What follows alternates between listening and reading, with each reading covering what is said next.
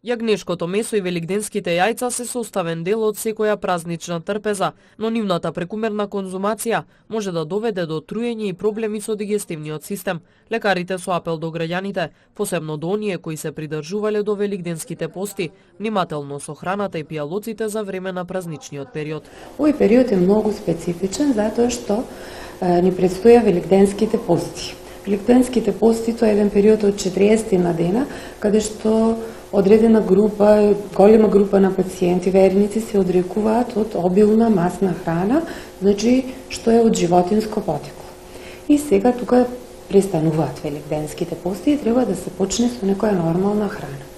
Значи многу голем совет е за пациентите овој период да не почнуваат веднаш, значи со обилна храна. Значи прво да се внимава на фреквенцијата на исхрана, че подобро да јадат почесто во помали количини бирана храна и тоа затоа што овој период сега многу се готви за празникот и се готви масна обилна храна, да се внимава на мастите, на шеќерите, да се внимава на внесот на сол, на внесот на алкохол да се внимава и овој период многу да се мисли како тоа да се избегне. Организмот мора да се приспособи на храната која се внесува. Постепеното привикнување на организмот на мрсна храна нема да доведе до труење или било каква штета по здравјето, вели доктор Светлана Трифуновска. Значи смее да се јаде, еве првиот ден 1 до 2 јајца смеат да консумираат.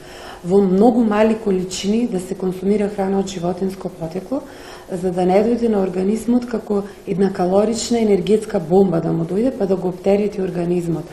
Значи овој период храната е многу богата со холестерол кој се депонира во жолчката, па многу да внимаваат и пациенти што постеле што имаат проблеми со жолчката.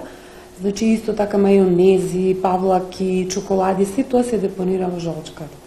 Значи уште еднаш да се внимава, да се внесува мала количина, да се бира храна, односно да се внесува многу голема количина на зеленчук и овошје, а полека да се внесува организмот во еден друг режим на исхрана, каде што ќе оди со многу мала количина на масна и зачинета и храна и ги кажав сите тие групи на храни што треба да се внимава за да не настанат последици за организмот. Советите на лекарите особено треба да ги почитуваат хронично болните, лицата кои имаат проблеми со крвниот притисок и холестеролот.